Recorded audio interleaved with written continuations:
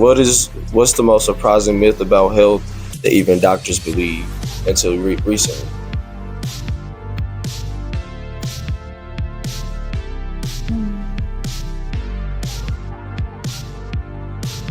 I don't know if it's surprising per se or like a myth. I think maybe about BMI. Like a lot of times, I think when BMI was first studied, it was studied only in certain cultures or ethnicities and specific people, and it really didn't include people from all different backgrounds. And I think that's something we're still really working towards. We have a lot of medication and treatment regimens that we know have been proven to be helpful in specific ethnicities, but we don't know how it affects other people. And so I think that's a really, really big thing that needs more light shed upon it. Like even in dermatology, we know what certain skin diseases look like. And What's BMI? I think I come from a family of strong Black women, for sure. Like I literally just came from a family reunion and just a lot of good memories shared. On my mom's side, my grandmother, she had a lot of sisters. Where we interview real people telling real truths and stories. The overall objective here is to break the negative narratives that plague our communities and minds. The biggest one we aiming to attack is that there are no more good men and women out here. Stand-up men and women. The men and women we actually need in positions to help change our community for the better.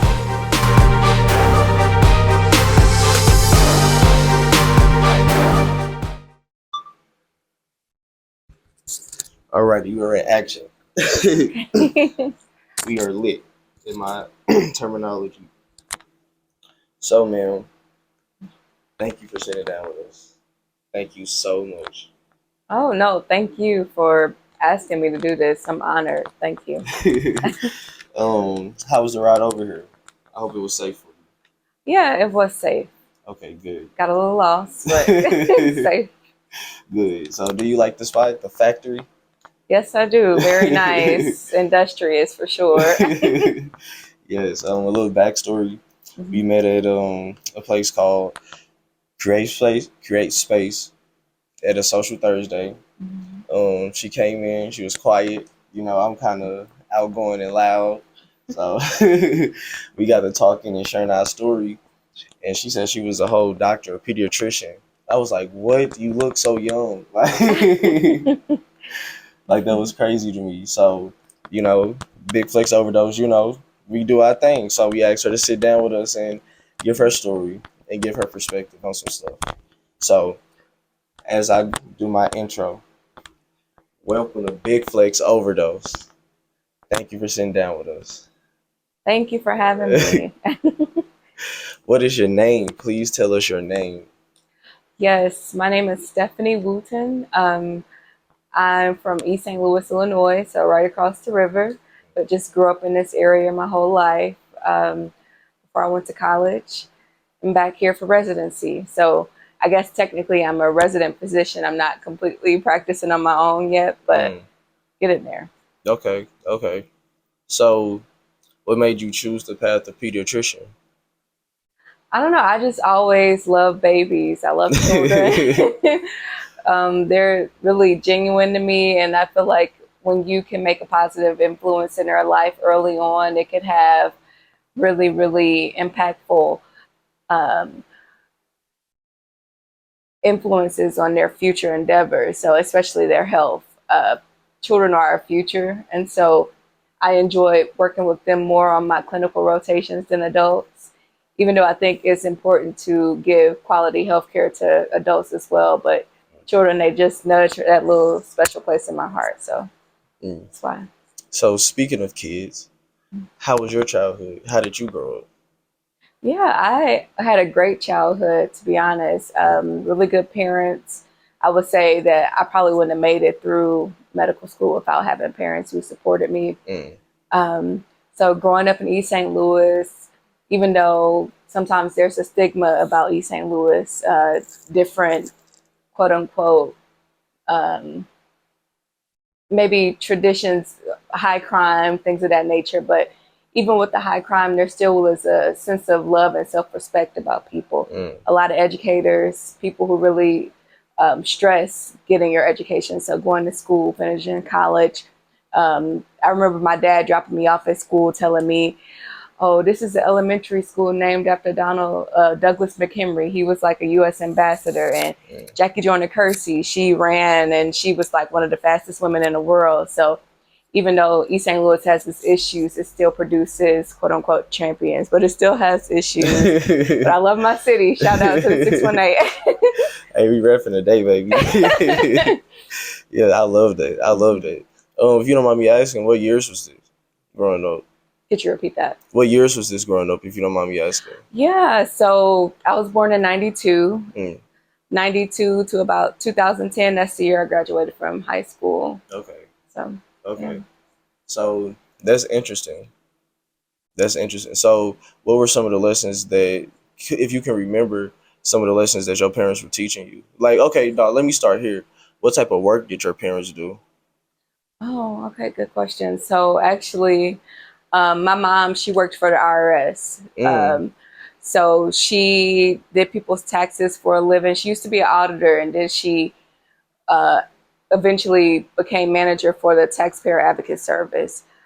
And so I think just having really good parents who kind of stress getting their education really helped impress upon me to do something with my life.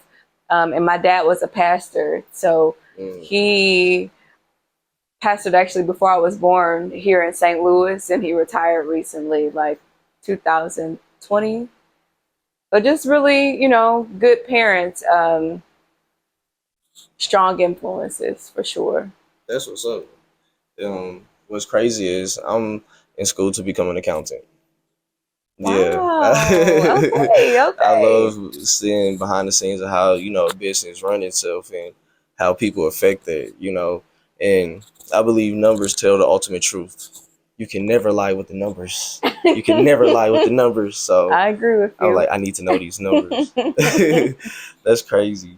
So That's dope. what I do is, as we go through your life, I kind of add side questions, to make the interview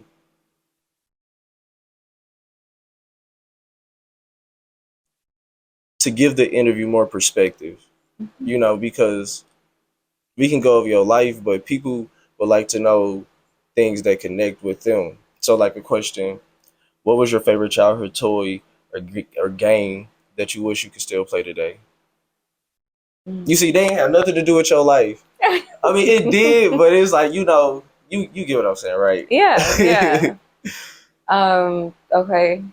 I used to have this Barbie truck. Like I begged and begged my mom for this truck. Even though like I had parents who were doing nice things for themselves, I was never like spoiled rotten. Like I definitely knew the meaning of hard work, and I didn't try to ask my parents for too much. But like there would be those special times where they would like get me a toy. So I wasn't like that kid who, if we're in Walmart going down the aisle, always begging for something. But this toy, I mean, this truck, I really wanted the truck. Like it was like a red Ford Explorer, and it was so cute. And I used to love to play with Barbies. I don't know if I want to play with that to this day still, but like I still have that truck in my own home. That's sad. That's crazy. That's funny. So what do you do with it as an adult? You just look at it? Pretty much. I need to throw it away, to be honest. Keep it. Give it to your kids. Give it to somebody that you love.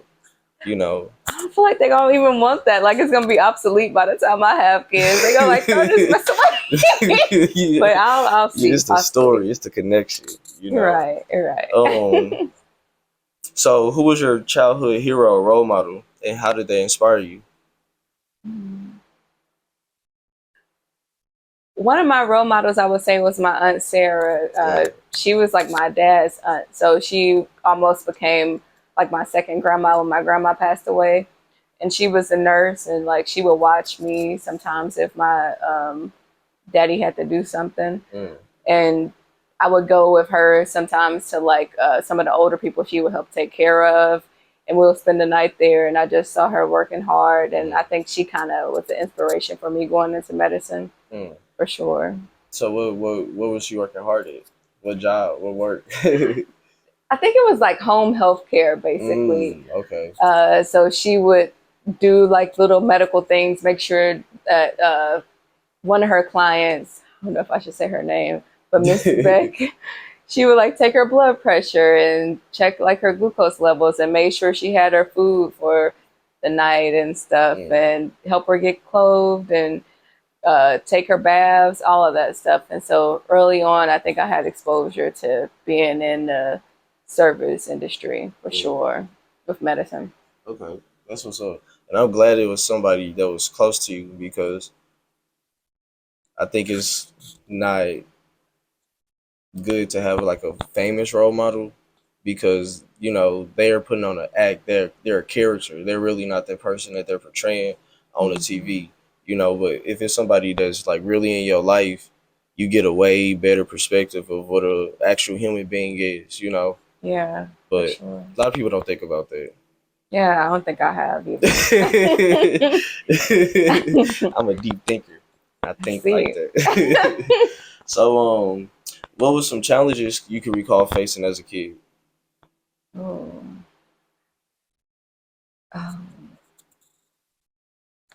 Maybe one challenge I remember in high school when I started taking typing class, like I just really was not passing it. I wasn't getting it at all. And so like I remember having to come in early on school days to practice because I had the teacher called my mom and basically told them I had an F and like I wasn't gonna pass the class if I didn't do something about it. And my mom was livid. And so she made sure I went in early, I stayed late, and I went from having an F to having an A. And so I think that was kind of like a building block to me having perseverance and pursuing my goals for sure. Okay. Nothing comes easy. Yeah. Okay, that's deep. I like that. I like that.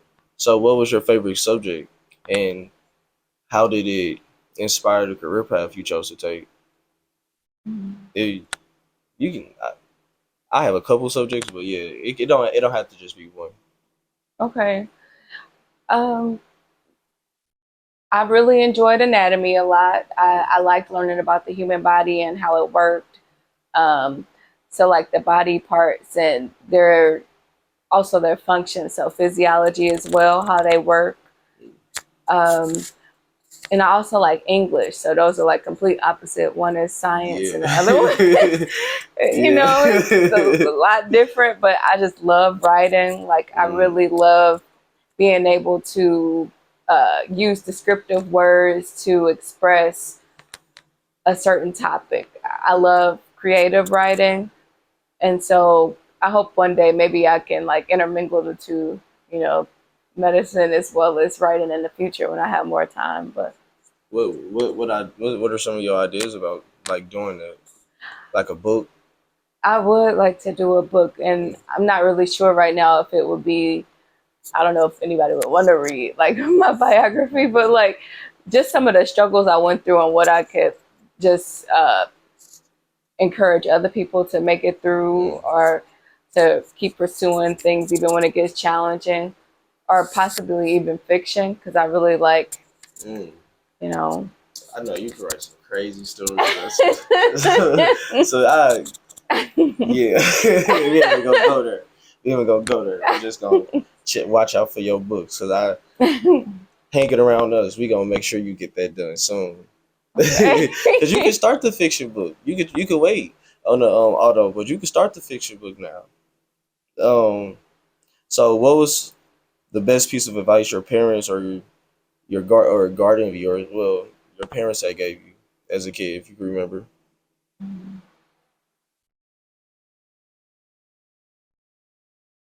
I don't know, just one comes to mind. It might sound kind of corny, but my mom always used to say, if you do your best, gotta do the rest. Like, Mm, and not to specifically press my beliefs on anybody else, but a lot of things in life we don't necessarily have control over. But if you give your 100% effort and you believe in a higher power, like you can expect if you're putting out those good efforts that it's going to be met with good efforts as well. Hmm. So, Okay, I like that. I like that. So going into high school, did you know you wanted to be a pediatrician, or were mhm. you thinking about doing something else? Yeah, I did know I wanted to. I always wanted to be a doctor from a younger age. So how did that affect the way you approach high school? Like, your That's a junior, good senior year. question. Yeah, I tried to take honors classes. I took I want to say honors English for sure, and I think I took an honors science class. I was in anatomy and physiology, so each of the honors and honors biology as well. Mm. So that helped to give me some credits towards college. They were like 1818 credits, and so I didn't have to take it when I was in school. Yeah, yeah, Yeah, okay, yeah. in college. And once I learned that, I was like, man, I should have took high school more serious, because I would have saved a lot of money and got my degree a lot faster, But Yeah, that's why I asked that, because I feel like that's what we should be pushing to our high school students, because they don't see it at the time, but once they hit 24, 25, and they still trying to figure out how to pay for school, they like, man, that would have helped a lot, yeah, but yeah. okay. Okay. Um, where do we want to go with this? Okay. What's your favorite self care ritual that helps you stay empowered and grounded? Oh, Do you meditate? Or I like I to swim. I do. love to swim. Okay. Yeah, that sounds a lot of fun actually. Um, I love to dance. For So, real? yes, yes. Like a Zumba class, especially when I went to the YMCA when I was in medical school, they gave us like a membership through school. I would go to the Zumba classes and then hip hop classes. Like whenever I'm stressed out, and learning choreography is like a fun challenge for me. So Mm. just being really completely in the zone, because probably you might not feel that that would be my personality that I like to dance, but just going all in, giving it everything. Yeah, That's crazy. yeah, it's Okay. definitely self care for me. You got another one you can share? Oh, I mean, I love like taking long baths, I guess, and lighting candles and reading books. That's another self care. Since you said candles, give me 1 second. I gotta Okay. go get my candles. Give me 1 second. Okay.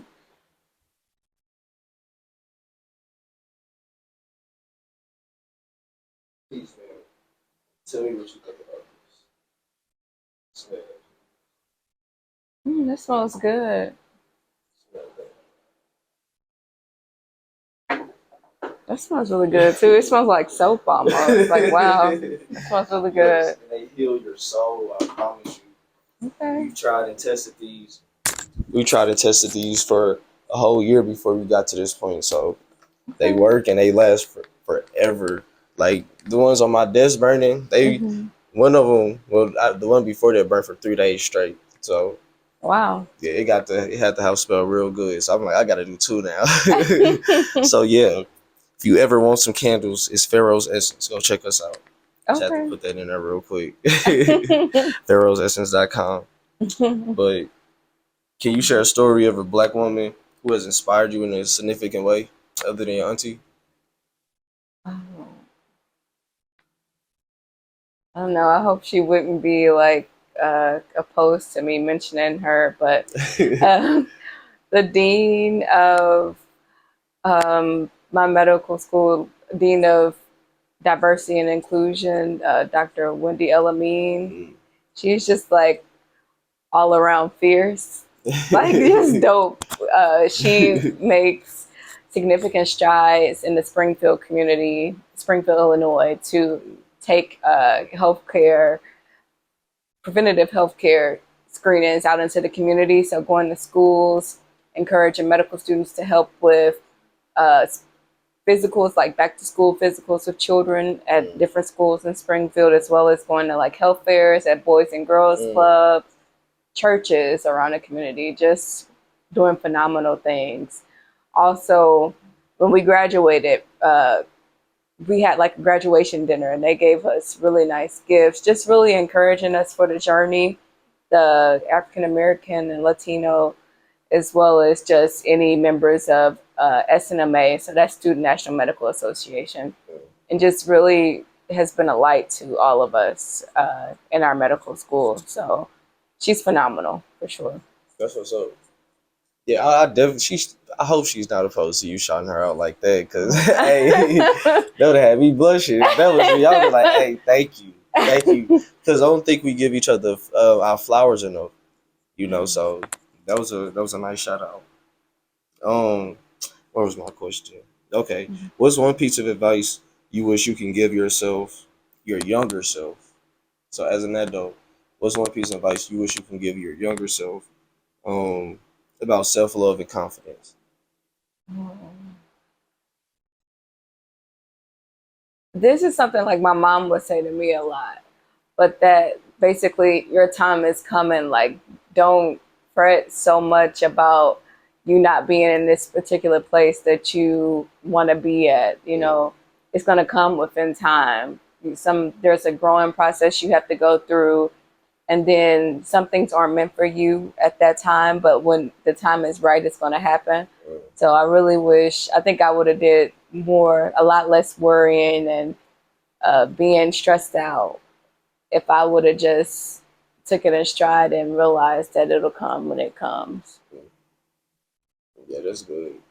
But that's hard to do when it's in the moment. You know, Yeah. you think the world crashing. You like, oh no, I can't let it happen. Either you gonna fold or you gonna work it out. You gotta figure. I have to figure it out. You know, but yeah, and I like those type of challenges. You know, because that's when you find out who you really are. You Yeah. know, when the stakes are high and you got to make some decisions. You know, you find out who you really are. Um, so how did you approach friends in high school? You know, like, or were you just focused on getting to the Yeah, that's a good question. So I had some friends in high school for sure. I guess people who would be friendly to me and accept me for who I was friendly to them. I don't know if I was like the most popular person in high school. I just kind of was my own person, but I definitely had people that I would hang out with. what type? Which crowd was you? Mm. I don't think I was necessarily the cool crowd by any means. Like I interacted with people who were, you know, from different quote unquote cliques or whatever, but I just, I guess I would talk to anybody if they talked to me, but maybe sometimes like the people who were a little bit more to themselves or quirky, but you know, fun and funny, like to crack jokes. I actually haven't, some of my friends, I haven't talked to them in a long time, but I can remember some people now. I won't shout them out. um, side question. What's your sign? I'm a Virgo. Okay. That fits your personality. That's Like it. quiet but adventurous. You know, Okay. you just up and do something. Like I did not know she did that. And you just gave a good example. Um, what are some hidden talents or hobbies that most people don't know about you?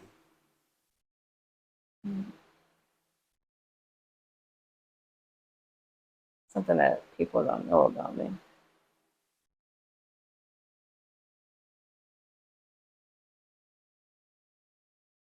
I can crochet. I don't know. I'm trying to think of something that somebody doesn't know about me. Oh, I can do hair a little bit. Okay. Yeah, like I can help you out a little bit in the hair department. Like what? You do braids, dreads. I can braid, like I can Okay. French braid. I can like do crochets. I can flat iron, you know. Okay, that's what's up. So, how did you pick your college? What were some of the factors that was involved? um, I just always wanted to go to Howard. Like I wanted to go to a HBCU. I Mm, wanted to experience, and Howard was supposed to be like the one of the top HBCUs, and so looking back on it, I wish I would have probably uh, sent off some applications to some other places. I was just dead set on going to Howard, and I sent the application and I got in. So, Mm. and I Okay. loved it. So yeah, and that was my next question. What was that experience like? An experience I'll never forget. I remember like walking down, so we call it the yard, walking down the yard and like hearing stories about, oh, Frederick Douglass has been on this yard before, or uh, Felicia Rashad, she used to take acting classes in the Fine Arts Building, or Donnie Hathaway, he used to play the piano in the Fine Arts Building. And Mm. just, feeling those chills, like, wow, all of this Black excellence was right at my fingertips. Like I might not see them physically right now, but I could feel their energy. I don't know, that might sound kind of weird, No, but it, it it just, definitely does it. yeah. That's dope. So, how focused were you in college? Like, were you the one that was just like, I'm not going to no party. I'm just, I'm Oh, just studying. no, I can't say I can't say that at all. No, college was definitely the time that I had some fun experiences. I would feel like I think I was focused, but I definitely had fun too. Like some of the best times in my life, for sure. So before we start getting into the hard questions, Okay. before we start getting into the hard questions, what advice would you like to give a young female coming in or out of high school?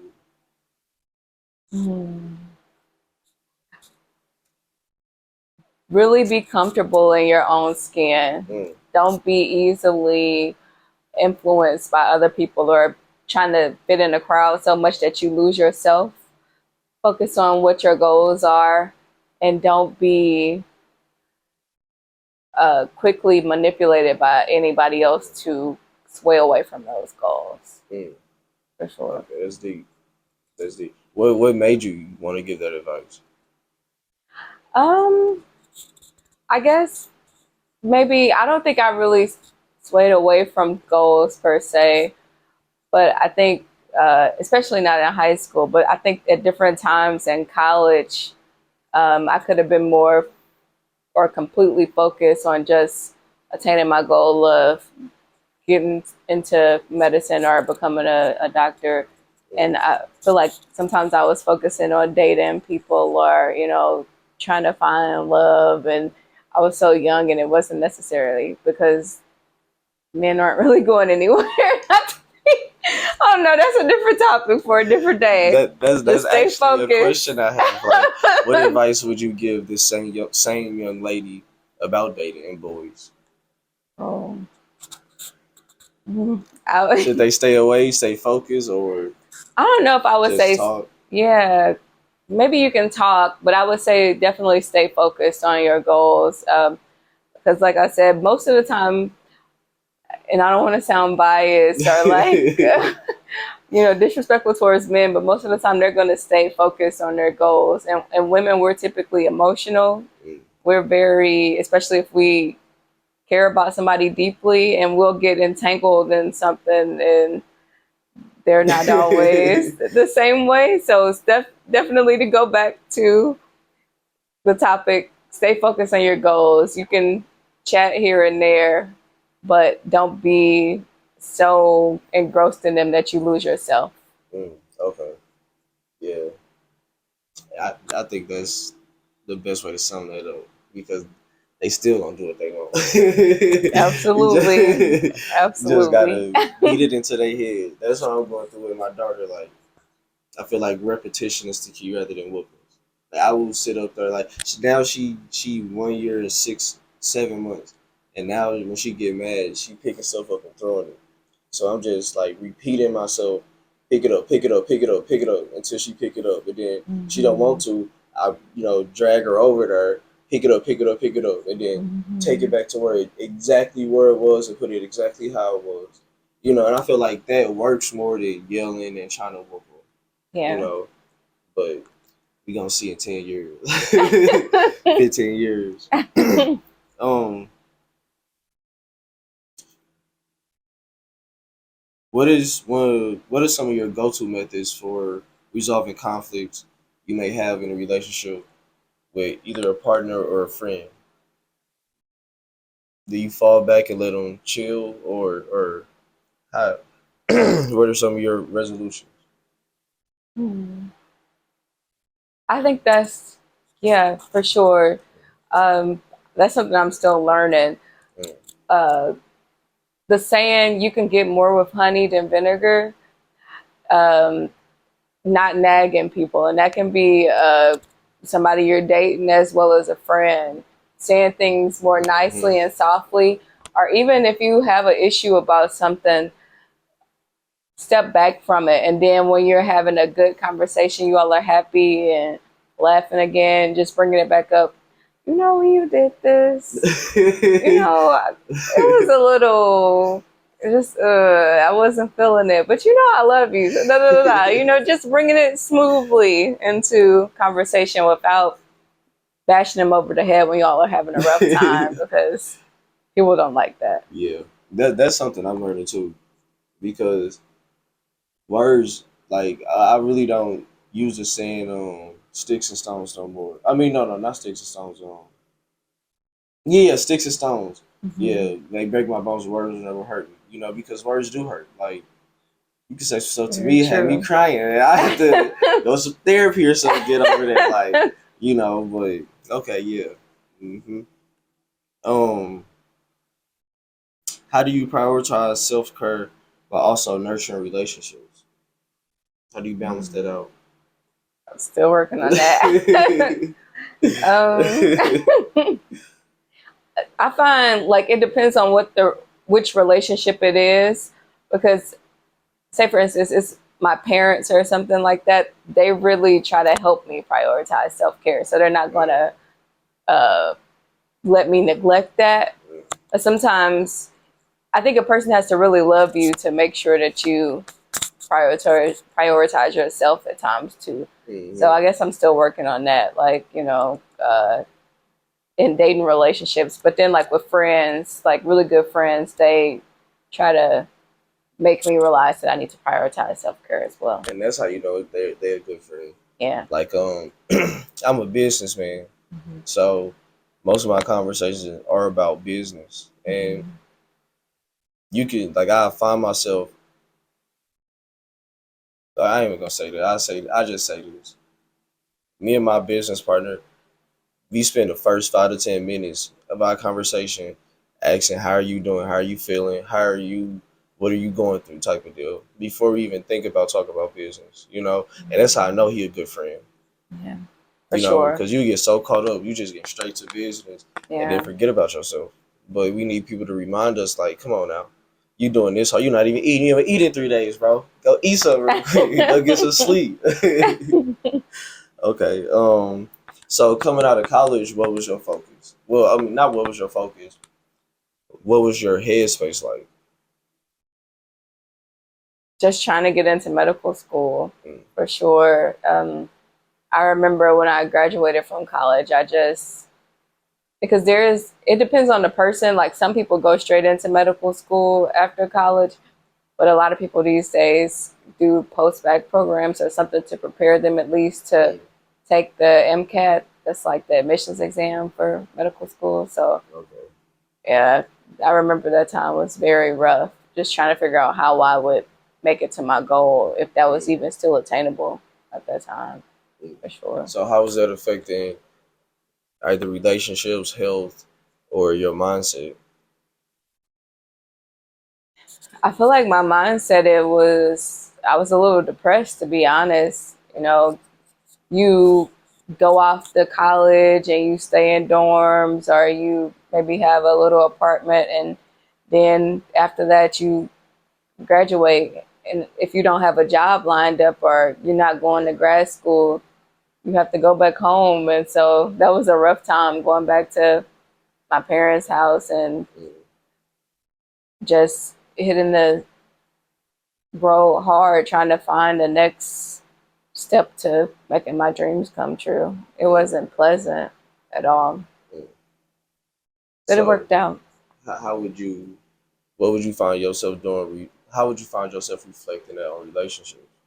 Like, were you starting to get stricter with people, going harder on them, or were you just starting to fall back from everybody?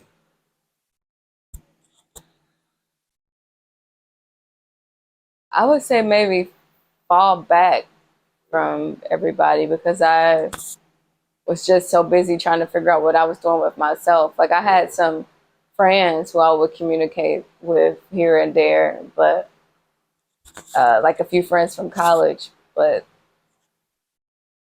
yeah, I wasn't doing a whole bunch of interaction with them per se. Falling back. Okay.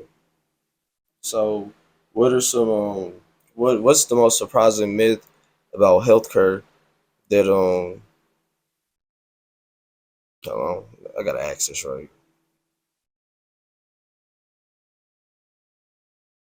Okay, what's the most surprising myth about health that even doctors believe until recently?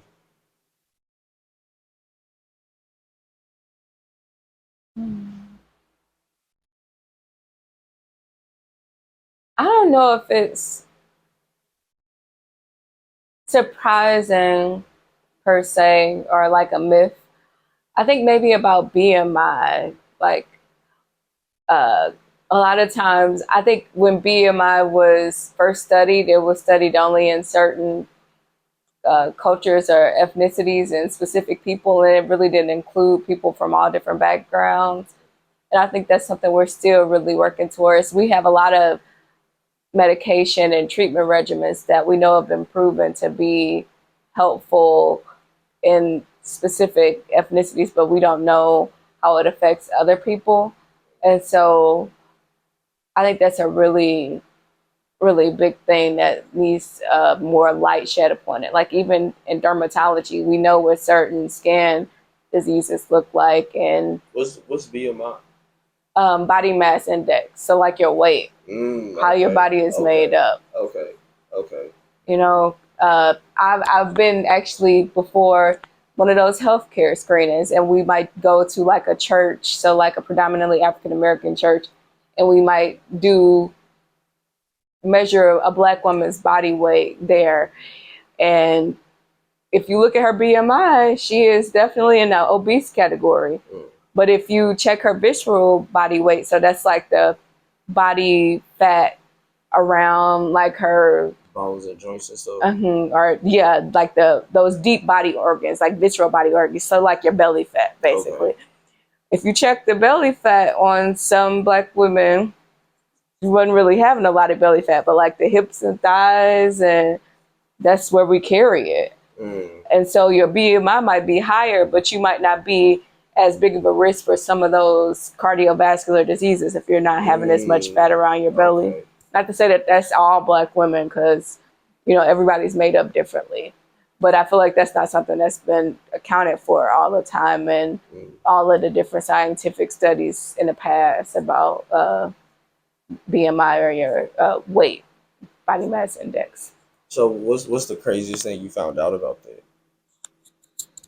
I think maybe that somebody could have like a super super low visceral body fat, but yet their BMI. I don't know if that's crazy. I'm sure probably a lot of people know that, but their BMI says that they're obese, so they're at risk of having really bad health complications in the future if you're obese, technically. So okay, so how does that affect a woman's life or a person's life? Like because then the doctors would approach them differently, right? Hmm. So would they be putting them in programs that weren't beneficial for them, or giving them mis or inaccurate information? I think it can, to a certain extent, give inaccurate information, or maybe not inaccurate information, because I think it's really important for you to prioritize your health. And it's not really good to not take care of yourself or not work towards being at a healthy point. But just because your body may be made up a little bit differently and you have quote unquote the obese uh, category as where you fit into, doesn't mean that you're not healthy. Mm. And so I think you really need to strive more so to be healthy, eat healthy, exercise, and get to a weight that you're comfortable with, but not necessarily be so stuck on these labels per Okay. se. Um, what are what are your top three lifestyle changes that you think can dramatically improve a person's life? Hmm.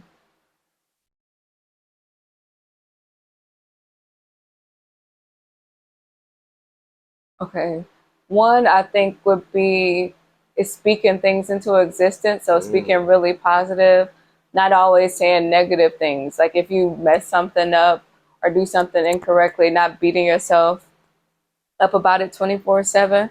Because what you say, it can have life in what you say. And so I think that's a really big thing. And also, it's something I try to work on too, still to this day, not taking things personally. Like mm. if you, sometimes I might be at work and like I try to be nice to somebody and they are kind of rude, and I'm like, okay, I was trying to be nice to you, and I don't get why you're acting like this towards me. But then I have to remember that a lot of times it's not even about me. It might just be their own personal problem, and that's okay. Like I can't really completely continue to dwell on that. Mm. And then I think the last thing is self care. So I'm in the middle of that too, trying to work out more, eating healthy. I think that makes a huge difference in just how you feel day to day. Definitely, definitely, and that's something I'm taking serious, and I'm taking it so serious. I Mhm. quit my job last week. Mhm. Yes, I was making a good amount of money, but I quit my job last week to jump into my entrepreneurship, and it was the Okay. best choice I made because I am Oh, loving life right now. okay. That's why I'm so energized and chill because I haven't been working all day in this hot sun. Like I've been chill. You should you should have saw the place I was just at. They open to 8 p.m. if you got time to slide on. It's called the Darty. It's downtown. It's this like restaurant type of place, but it's on like the 13th floor of a building, so you get a nice view of St. Louis. Mm. I'm gonna take my kids back over there once we get done with this.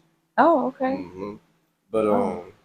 okay, what's the most unusual medical case you encountered that taught you something new about the human body?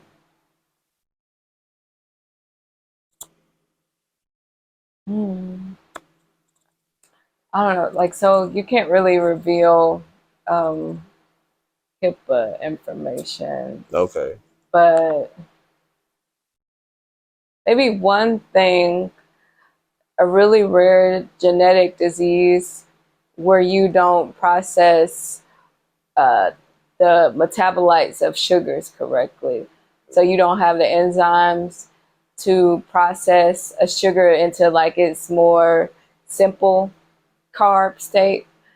And it can like make a huge difference in your Development. behavior, yes, your development, as well as like your mental state, just everything. How so? Uh, you could just be really lethargic, or you're not Mm, moving. You're not being as responsive as you typically would. Like mm, you would normally be able to hold a conversation with your parents, but today you're just not doing well at all because mm. you aren't processing what you're eating correctly. And so the body is amazing. That's So how does that affect the behavior? Like because yeah, your body is trying to process so much, it's slowing your motor skills and your cognitive skills down. exactly. So like Okay. if you don't have a certain enzyme in one of the processes in your body, then you get a buildup of that sugar basically, or whatever the thing is that you're trying to process down into its simple parts. And if you get a buildup, that can cause uh, detrimental effects to the body almost, if that makes sense. Mm, So you might, instead of doing like aerobic respiration where you have oxygen, you go into an anaerobic state, and so you have a lot of lactic acid buildup. It can mm. cause cramping. It can cause Regurgitation. exactly Okay. regurgitation. You aren't as responsive. You're not as active. You Mm, typically, if you're thinking about a little child, you think they're going to be running around playing and having fun, but when the baby's sick, they're just lying there. mm, They don't want to play. They don't want to go outside and ride their bike. They don't want to play video games. They don't want to do anything. mm. So it just can completely change their day-to-day lives for sure. So are those case or not those are those people that go through this? Do they tend to be more obese? Obese? Um, no, it just depends. Not this particular disease that I was talking about, but there Okay. are. That's another rare disease. It's called Prader-Willi. I've actually Mm, encountered children who they have a malfunction in their brain that just makes them continue to eat and eat and eat all the time. Like if there's any food in the house or you give them a snack, it can just trigger them continuously eat throughout the whole day, and they'll just eat mm, themselves sick. Like if you don't have certain boundaries in place. mm. So there's just so much that can go wrong in a development when a child is in their mom's belly, or even just random mutations. It's just really fascinating and sad. Mm. That's crazy. Um, can you share some simple yet effective tips for for boosting the immune system naturally?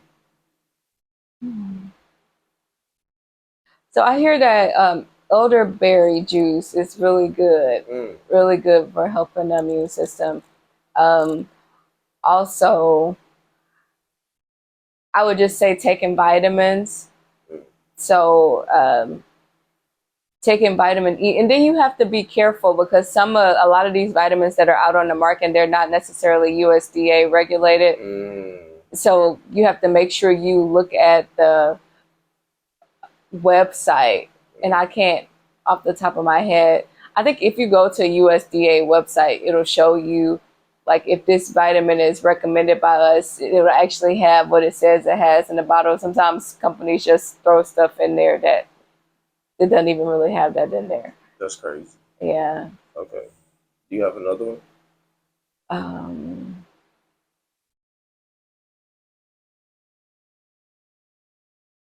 Natural ways to boost the immune system.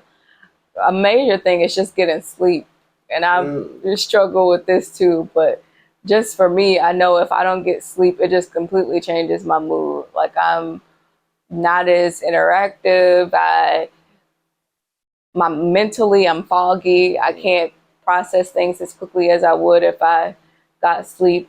And then it changes. It makes me not feel as bloated. I feel completely rested. I'm able to tackle the day and make better decisions. But when I don't, it doesn't work quite as well. So sleep is just so important. Trying to get those 8 hours if mm. possible. Okay, yeah, I really need to listen to you there. 'Cause I think I'm on a mission to fight sleep right now. I'm trying to see how long I can stay up. But no, I'll be crashing. I'll be like, nah, I'll put my kids to sleep. I'll be like, nah, we go to sleep, bro.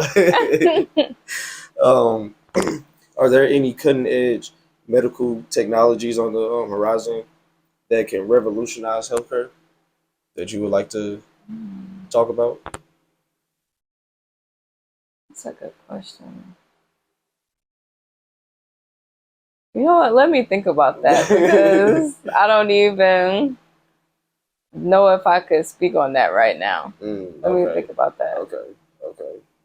Um, so let's go a different direction for a second. Okay. What are some cultural traditions or aspects of your heritage that you are most proud of?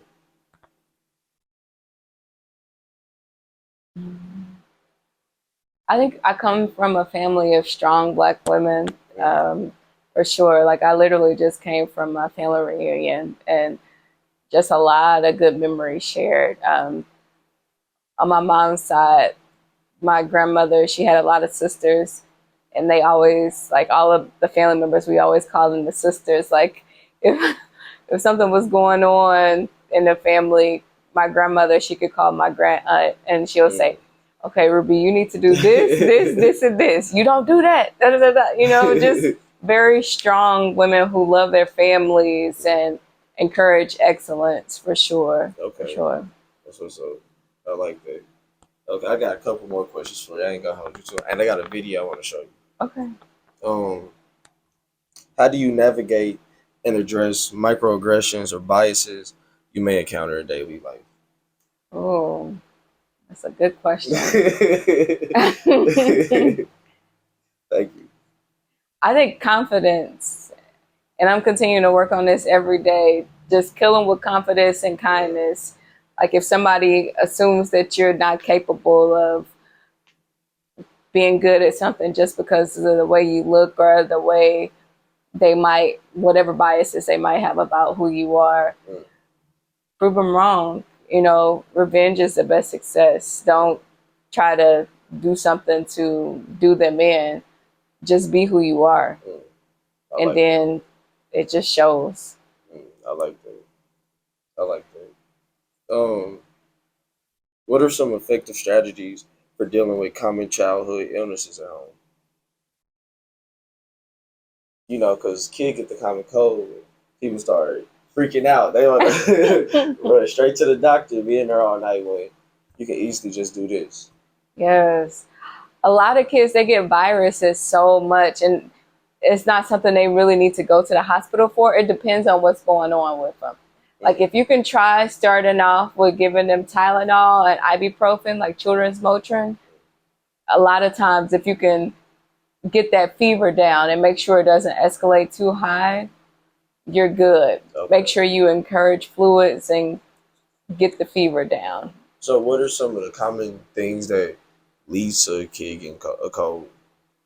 Well, I'll be honest right now, I don't have mine on, but like not wearing masks, COVID is actually coming back. There's one of the big viruses that are prevalent right now in the hospital when I'm there.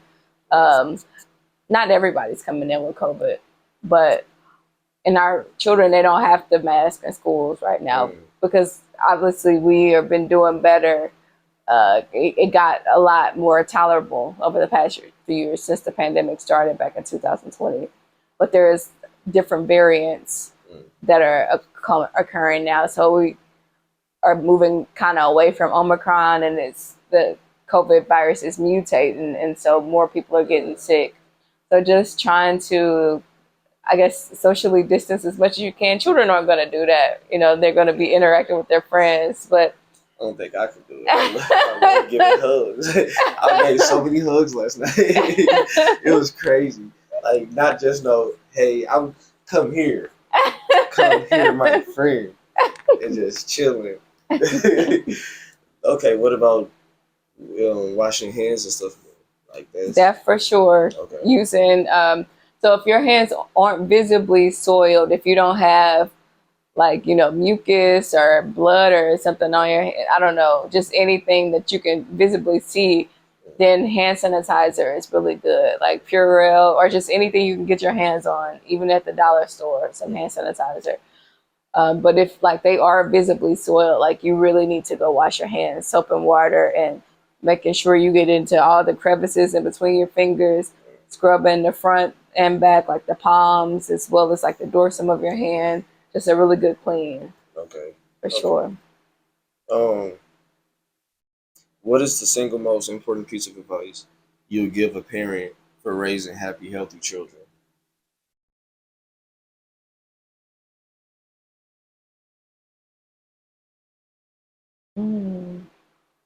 I would say you know your child, and if something is wrong, usually there is something wrong. And so even if you take your baby to the doctor, I'm not saying because they went to school for sure, they have the degree. But if they're saying that they think everything is okay, but you know deep down in your gut that something is wrong, then advocate for your child. Okay. For sure. Yeah, that's deep. Yeah, I like that. I really like that.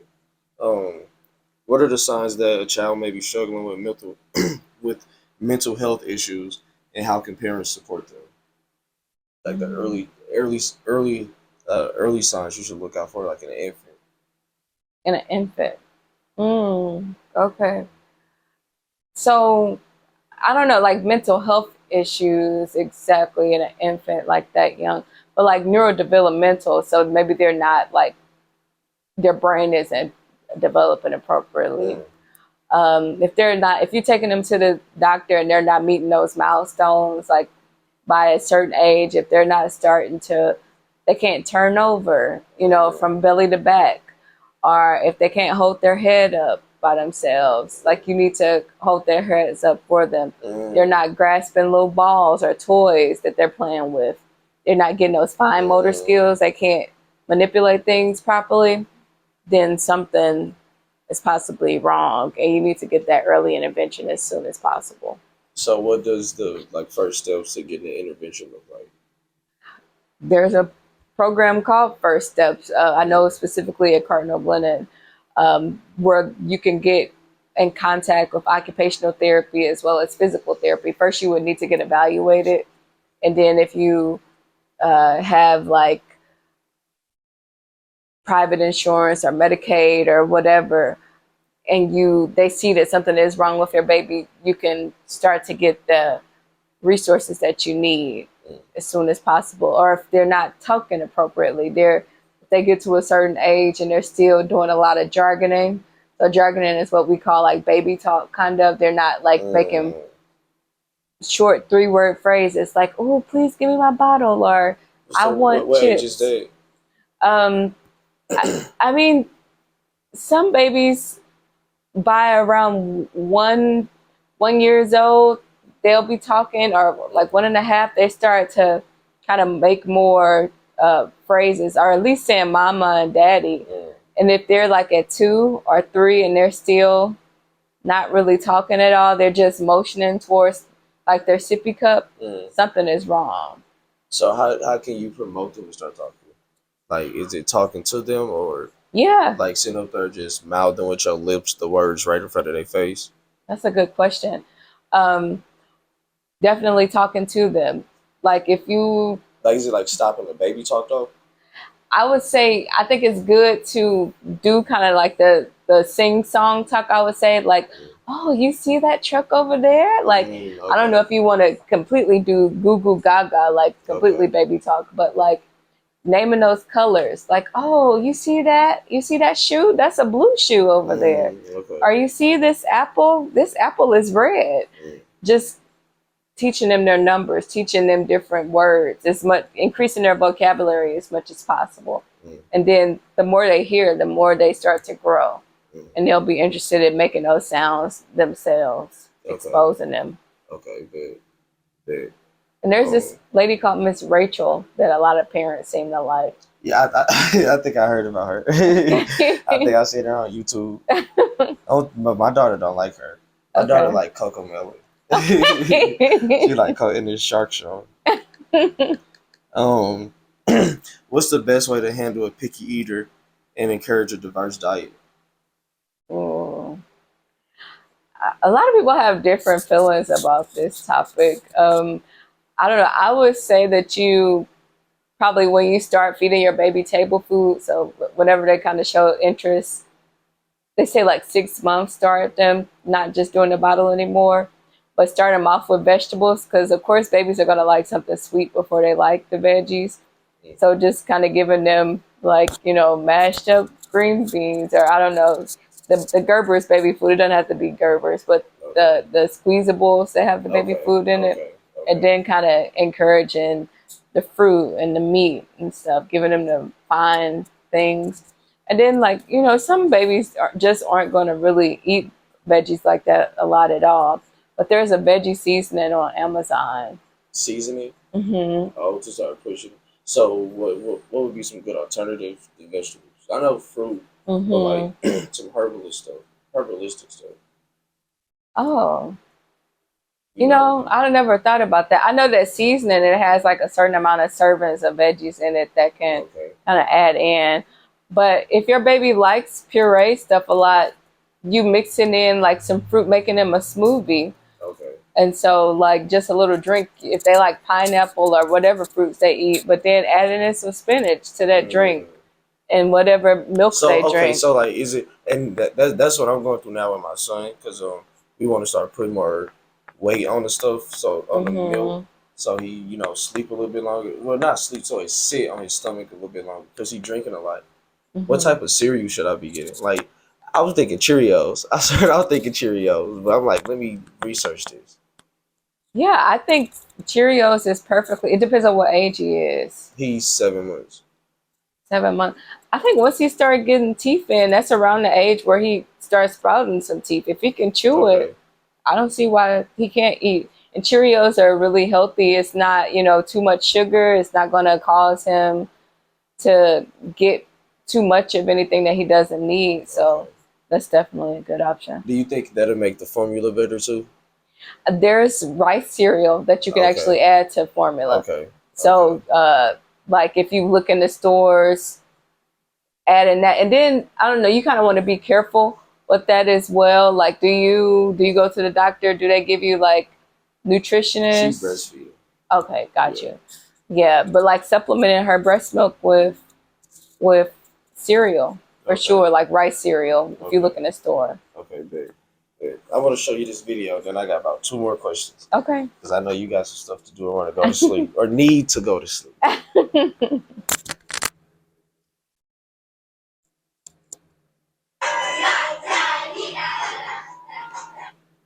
want to pull up properly. So it's some these kids. They first day back to school. hmm They all decided to do a dance.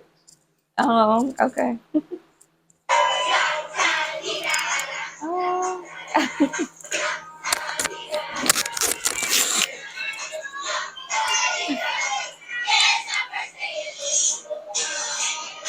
Okay.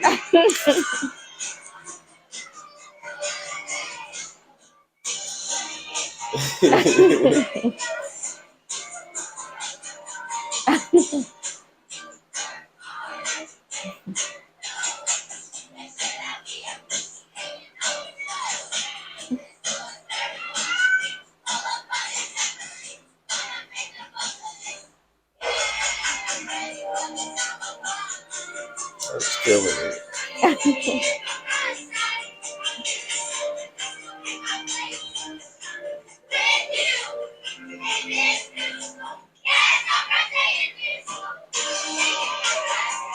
Well, yeah, that was Oh, so nice. cute. And I was looking for a good video, man. I was like, I'm not doing nothing negative. It had to be positive. I was like, oh, this is perfect for the pediatrician. This is perfect right there. So, did that make your day? It did. Did they give you some energy? Yes, yes. Good. I hope you go out and dance tonight. It's a Sunday. Start your week off right. Okay. Couple more questions. Get you up out of here.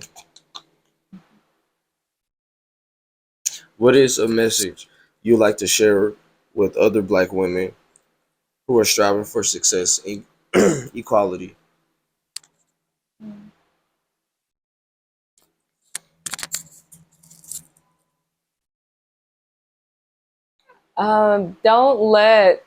Don't let past um, difficulties that African Americans have experienced in the United States stop you from pursuing your goals. Even if we kind of heard that affirmative action, we don't know if that's going to even be available too much in the future for students because of like some Supreme Court decisions. Mm, Even if there is difficulties meeting your goals, don't stop. mm. Just continue to work hard and work your butt off. Even if you're struggling, find those resources or mentors who will give you the support and the advice you need to continue on. Mm. That's deep. Um, what are some of your favorite ways of celebrating and honoring your Black identity?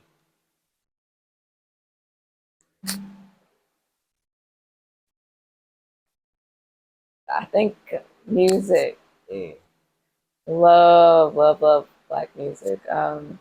R&B, like from old school, like to the OJs and Luther Vandross, all the way down to like people like her and uh, SZA, like just the whole gamut. 90s R&B, love 90s R&B, gospel, love Kiera Sheard, Jonathan McReynolds, CeCe Winans. It's just everybody. Black music. Okay. Yeah. I was listening to some hip hop. Well, I was at like a little concert. I really never went to a concert. Mm-hmm. So this was like I consider it a concert last night, and I see why people do concerts now. I was in the middle of the floor, just I had my shades on. I was just feeling the bass and just feeling the energy, and I loved it. It was no hate. It was just all peace. Like I felt like nobody wanted to do no type of harm, and music could bring a whole bunch of people together. Yeah, for sure. My last question. My last question. Thank you for sitting down with us. 3 gems that's just weighing heavy on your heart that you just want people to know. 3 gems. Okay. If you're interested in medicine and you come from a disadvantaged background or like a underrepresented in medicine background, African Americans, Latinos, people from Native American background, look into post-bac programs like Med Prep that's in Carbondale, Illinois. There's different ones across the country that help Blacks prepare for the MCAT exam and give them exposure, not just Blacks, but underrepresented in medicine, give them exposure to what they'll experience in medical school. So definitely look up those programs. 2, once you achieve your goals, give back to the community. You don't get blessed. You don't get all of these opportunities for you to just sit on them and not make a way for somebody else. And so if somebody gives you anything to help you make it along the way, do the same thing for the next person coming behind you. And then just enjoy life. Life is short. Trying to do that myself. One more. One good one.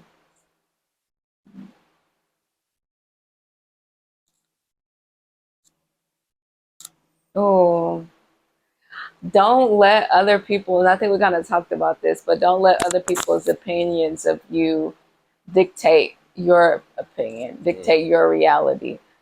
Nobody, no one, nothing has any precedence, any determining factor on who you will be.